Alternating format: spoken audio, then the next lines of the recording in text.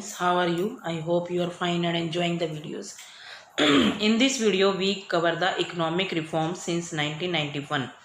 But पिछली video में मैंने आप लोगों को ग्लोबलाइजेशन के बेनिफिट और लिमिटेशंस बताई थी, लेकिन उसके बावजूद one of the major benefit of globalisation has been emergence of information technology sector and business processing, यानी कि आउटसोर्सिंग सेक्टर में बहुत ज़्यादा मेजर काम किया है और उसका बेनिफिट हुआ है।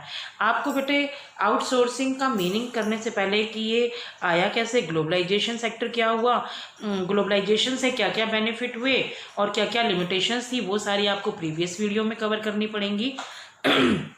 तो उसके लिए बेटा please subscribe the channel and watch the previous video. तो बेटे इसमें अब ये देखो कि उसकी बेनिफिट क्या क्या हैं।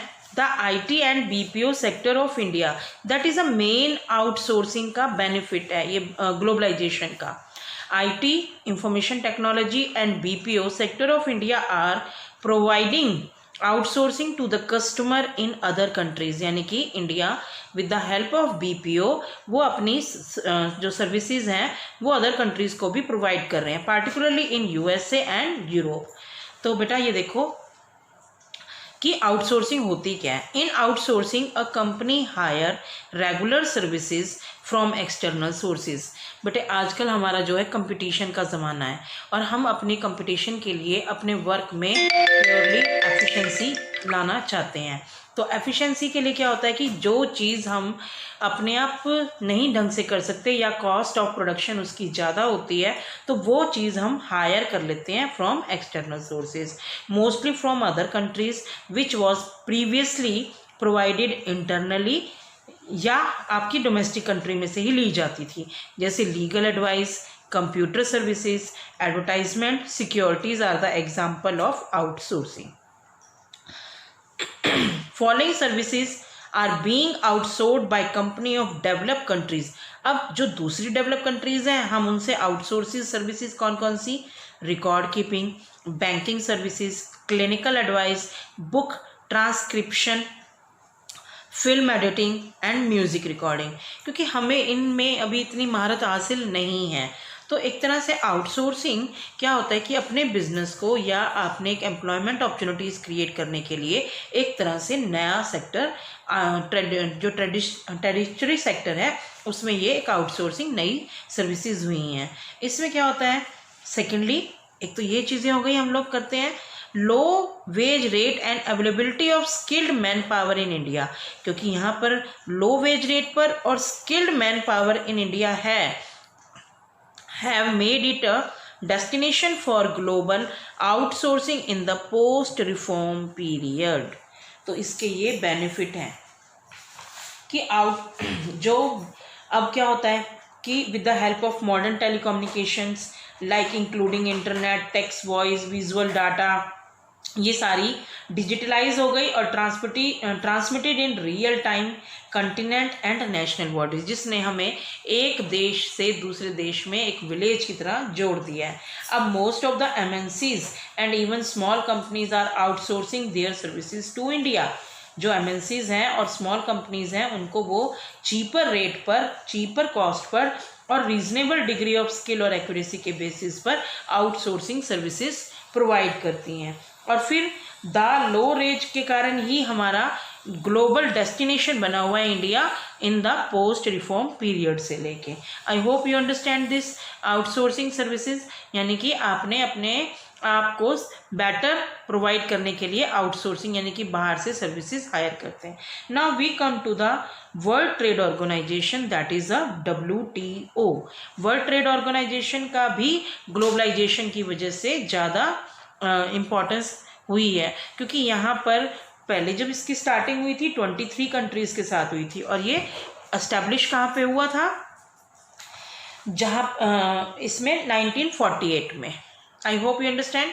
बेटे जो आपका सबसे पहले था GATT, that is the journal agreement on trade and tariff, जो कि एस्टैब्लिश किया गया 1948 में 23 कंट्रीज़ में, global as a global trade organisation to administer, यानी कि गवर्नर करे मल्टीलेटरल ट्रेड एग्रीमेंट को और equal opportunities to all countries in international market for trading, यानी कि व्यापार करने के लिए जो उसके मेंबर कंट्रीज थे वहाँ पर बगैर किसी रुकावट के वो काम कर सकें।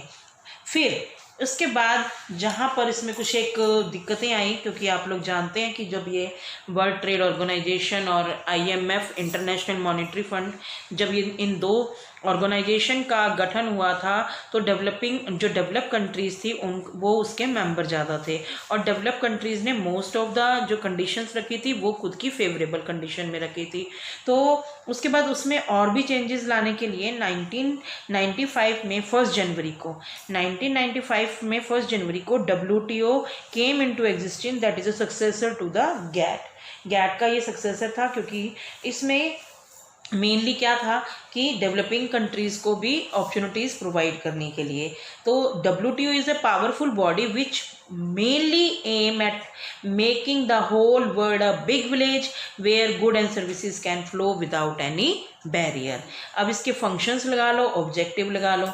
जो WTA था वो रूल बेस्ड ट्रेनिंग रिजाइम था, जिसमें can not place arbitrary restriction on trade, यानी कि जो इसके मेंबर थे और इंडिया इसका फाउंडर मेंबर रहा, तो enlarge the production and trade services, main इसका ऑब्जेक्टिव था कि पूरे वर्ल्ड में प्रोडक्शन और ट्रेड सर्विसेज को एनलार्ज किया जाए और हमारे जितने भी वर्ल्ड के रिसोर्सेज हैं उनका फुल्ली यूटिलाइज्ड हो, एनवायरनमेंट को बचाया जा सके, और to provide a platform to member countries to decide future strategies relating to trade and tariff. यहाँ पर बेटे आप लोगों को जो WTO का एग्रीमेंट था वो trade in good as well as services to facilitate international trade bilateral और मल्टीलेटरल, जिससे कि tariff as well as non tariff barrier को रिमूव किया जा सके। लेकिन यहाँ पर बात की जाए तो इंडिया एक इम्पॉर्टेंट मेंबर था ही। मैंने आपको स्टार्टिंग में बताया कि India has been a forefront of framing fair global rules, regulation and safeguard and advocate the interest of developing world। ठीक है, उसने तो अपने कमिटमेंट को रखा, यानी कि उसने तो लिबरलाइजेशन इन ट्रेड, जब 1991 की जो इकोनॉमिक रिफॉर्म्स थे तो उसमें उसने अपनी लिबरलाइजेशन को भी रखा। Liberalisation of trade made in WTO by removing quantitative restriction on import and reducing the tariff rates. अब इसमें यह कहा गया कि सम क्वेश्चन बीइंग अराइज हुए कि India being a member of WTO कि major volume of international trade occur among the developed nation. फिर भी जहाँ पर मैंने आपको कहा था कि वो डेवलप कंट्रीज़ के थे वहाँ पर उन्होंने अपने ही फेवर में लिया, और डेवलपिंग कंट्रीज़ को चीट किया जाता था कि उनके यहाँ से तो रेस्ट्रिक्शंस को हटा दिया था लेकिन उन्होंने अपने इंपोर्ट पर रेस्ट्रिक्शन नहीं हटाई थी। डेवलप कंट्री वहाँ पे टैक्स लेते थे वो। Develop country file complain over agriculture subsidies given in developing countries, तो उनके खिलाफ कर दिया। उन्होंने कहा कि इनको क्यों दे रहे हो, कैसे दे रहे हो। तो ये कुछ एक कारण थे जहाँ पर कुछ क्वेश्चन अराइज हुए, लेकिन जबकि वर्ल्ड ट्रेड ऑर्गेनाइजेशन के कारण इंडिया में बहुत कुछ चीज़ें सक्सेसफुल भी हुई हैं और कुछ अनसक्सेसफुल भी हुई हैं। Now we come to the next topic, performance of Indian economy during economic reforms, कि हमने जब 1991 वाली पॉलिसी को अडॉप्ट किया तो उसमें हमने क्या क्या चीज़ों को ग्रोथ किया। तो सबसे पहले बेटा higher rate of economic growth and structural changes. तो इकोनॉमिक ग्रोथ में अगर हम लोग बात करें तो आपकी ग्रोथ ऑफ जीडीपी की ग्रोथ हुई। ठीक है, सबसे पहला पॉइंट है ग्रोथ ऑफ जीडीपी इकोनॉमिक के हिसाब से, वो तो हमारी जीडीपी से ही किया। तो 1991 से अगर आप लोग देखें तो कॉन्टिन्यूसली 2 डिकेड्स में तो रैपिड ग्रोथ हुई। जो ग्रोथ थी हमारी वो 5.6% से लेके अभी तक 2007 से 5.6% ड्यूरिंग हुई 1980 से 91 तक, और उसके बाद 8.2 हुई हमारी 7 to 12 के बीच में। तो ज़्यादा नहीं हुई, इंक्रीज हुई 5.6 से 3 वाली, इतना नहीं था। अब ग्रोथ ऑफ डिफरेंट सेक्टर, हमारे 3 सेक्टर थे, एग्रीकल्चर में, इंडस्ट्रियल में और टेरिस्ट्री अभी हमारी मूव कर रही थी। तो यहाँ पर देखो कि स्टार्टिंग में हमारी हुई थी प्राइमरी एग्रीकल्चर सेक्टर में, लेकिन बाद में डिक्लाइन हुई। इंडस्ट्रियल में फ्लक्चुएशन रही, कभी इंक्रीज कभी डिक्रीज। आप लोगों को पता है कि एग्रीकल्चर सेक्टर में तो वो डाउन गया, इंडस्ट्रीज में हमारी फ्लक्चुएशन थी, लेकिन ग्रोथ इन द टेरिस्ट्री सेक्टर, यानी कि सर्विस की ग्रोन अप हो गई थी और हमारी इकॉनमी मेनली इसी सेक्टर के ऊपर डिपेंड थी। फिर सेटबैक इन ग्रोथ रेट, हमारी ग्रोथ रेट तो मतलब हमारी जीडीपी इंक्रीज हो रही थी लेकिन डिफरेंट सेक्टर्स में डाउन जा रही थी। एग्रीकल्चर ने रिकॉर्ड किया 2013 में बहुत ज़्यादा, उसके बाद वो नेगेटिव चली गई। सर्विस सेक्टर कॉन्टिन्यूटी अभी था, कर रहा था धीरे धीरे, और इंडस्ट्रियल सेक्टर में हमारी डाउन नहीं जा रही थी। Continuously positive begin to show a continuous positive growth. तो यानी कि हम इतनी स्टार्टिंग जितनी हम कर रहे थे उतनी हमारी हो नहीं रही थी, लेकिन इसका परफॉर्मेंस ये था कि इंक्रीजिंग रेट पे थी। Rapid increase in foreign direct investment, अब न्यू इकोनॉमिक पॉलिसी की वजह से हमारे पास नए कंट्रीज़ में से जो फॉरेन डायरेक्ट इन्वेस्टमेंट इंक्रीज़ हो रही थी, यानी कि हमारी कंट्री में जो फॉरेन इन्वेस्टर्स थे वो आके इन्वेस्ट कर रहे थे। साथ में फॉरेन इंस्टीट्यूशनल इन्वेस्टमेंट भी इंक्रीज़ हो रही थी। पहले अगर आप लोग देखें कि 100 मिलियन थी, 100 मिलियन से लेके 1990 के बाद वो 16-17 में 36 बिलियन हो गई डॉलर्स में ही। ठीक है, उसके बाद increase in foreign exchange reserve, अब न्यू इकोनॉमिक पॉलिसी से हमारे फॉरेन एक्सचेंज रिजर्व भी इंक्रीज हुए क्योंकि हमारे इंपोर्ट और एक्सपोर्ट इंक्रीज हो गए थे। अब India is one of the largest foreign exchange reserve holder in the world. फिर rapid rise in export, rapid rise in export के कारण हमारी जो इकॉनमी ओपन इकॉनमी हो गई थी। Increase in export, India successful exporter बन गया था ऑटो पार्ट्स में, इंजीनियरिंग में, आईटी सॉफ्टवेयर में और टेक्सटाइल में। क्लियर। उसके बाद इन्फ्लेशन, इन्फ्लेशन आपको पता है कि प्राइजेस बढ़ रहे होते हैं, प्राइजेस बढ़ रहे होते हैं और उसमें हमारा काफ़ी कंट्रोल हो गया था क्योंकि हमारे जो आइडियल रिसोर्सेज थे वो भी यूज़ हो रहे थे, एम्प्लॉयमेंट अपॉर्चुनिटीज़ थी जिससे कि हम लोग क्या कर पा रहे थे, अपनी डिमांड को फुलफिल कर रहे थे। उसके बाद control on fiscal deficit, after the economic reform fiscal deficit of India has been reduce. Reform आने के बाद तो हमारी जो कमियाँ थी, हमारे पास रिजर्व भी आ गए थे और हमारे अपॉर्चुनिटीज़ भी हो रही थी तो वो रिड्यूस हो गया। और बैलेंस ऑफ पेमेंट भी हमारा due to introduction of economic reform current account था जो हमारा बीओपी का, वो भी रिड्यूस हो गया था। लेकिन उन सब के बावजूद हमारी लिमिटेशंस थी जो मैंने साथ के साथ आपको बताई थी कि हाँ ग्रोथ तो कर रहे थे लेकिन इनसफिशिएंट एम्प्लॉयमेंट को हम एम्प्लॉयमेंट कर ही नहीं पा रहे थे। जीडीपी तो हमारी इंक्रीज हो रही थी लेकिन हमारे सफिशिएंट एम्प्लॉयमेंट अपॉर्चुनिटीज़ नहीं थी। फिर reform in agriculture sector,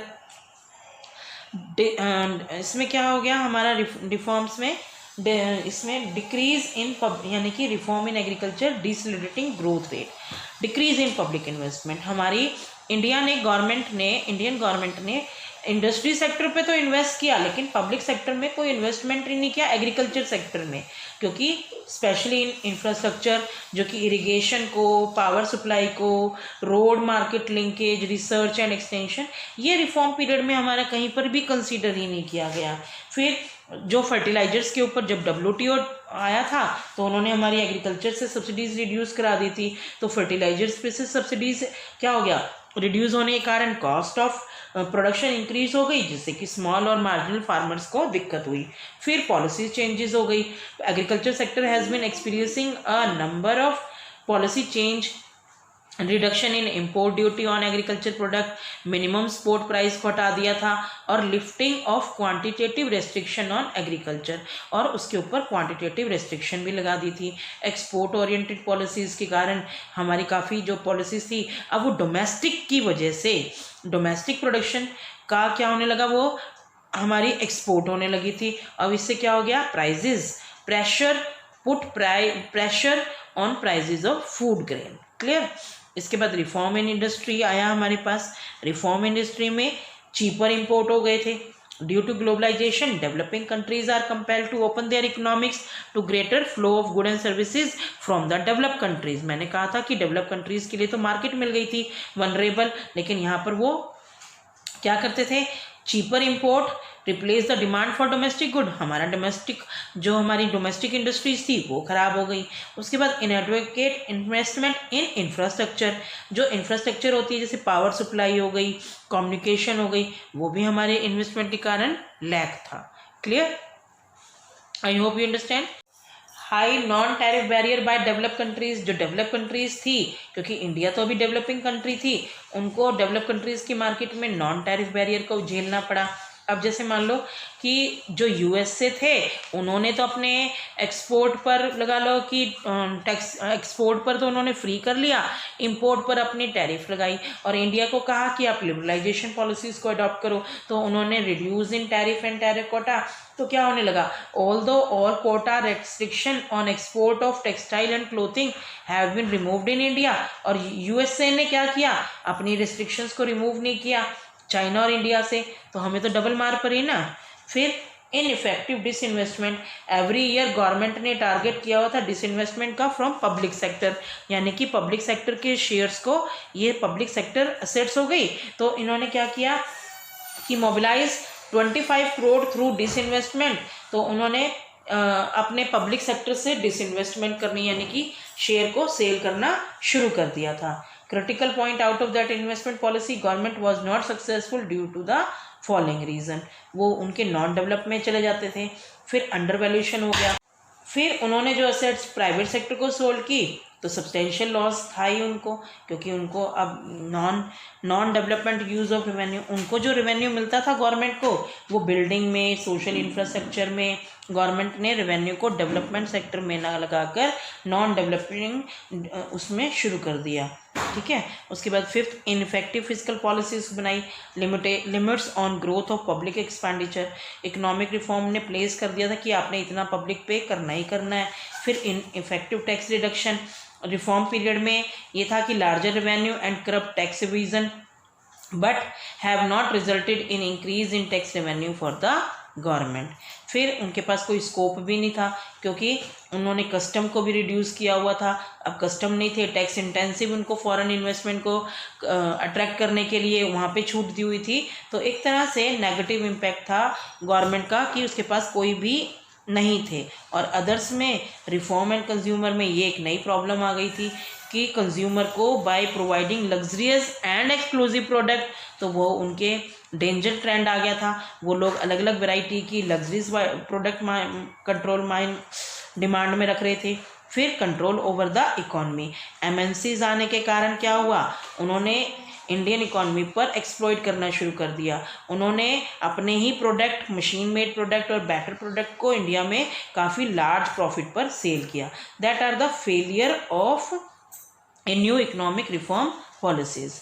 I hope you understand this concept. Now only the remaining is demonetisation, जो कि आपको पता लगा कि 2016 में नवंबर में किया गया था, ताकि ब्लैक मनी को बाहर निकाला जा सके और फ्रेश मनी को लीगली अपॉइंट किया जा सके। And last is your GST, तो good and services tax, that is introduced by our prime minister in 1 July 2017, जो कि मैं आपको लास्ट वीडियो में प्रोवाइड करूँगी। उसके बाद आप लोगों को बेटा ये पता होना चाहिए कि मेन जो आपकी टर्म्स हैं, कि कौन कौन सी टर्म्स हैं जो आपको ईयर में आपके याद हुई होंगी। तो सबसे पहले 1948 में आप लोगों का गैट आया, ठीक है। फिर 1995 में आप लोगों का वर्ल्ड ट्रेड ऑर्गेनाइजेशन आ गई।